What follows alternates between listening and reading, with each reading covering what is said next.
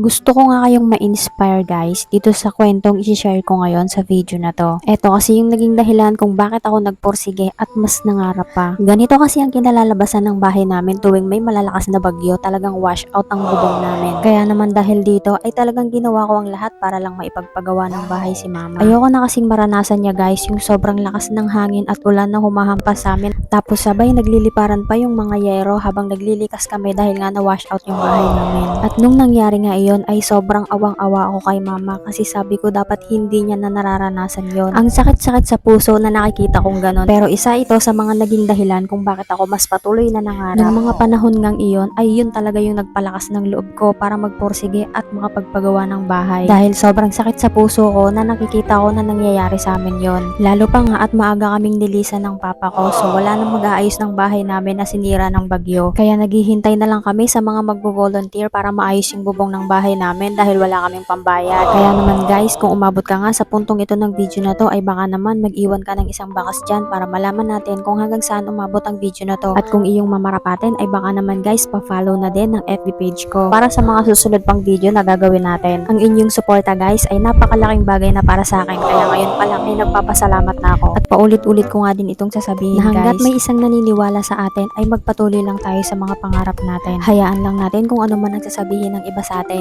At eto na nga pala ang naipagawa kong bahay dahil sa pagmamahal na meron ako para kay mama. Hindi pa man siya ganun katapos pero at least ay hindi na ililipad yung mga bubong namin tuwing may malalakas na bagyo. At panatag din ang loob ko dahil alam kong safe sila dito.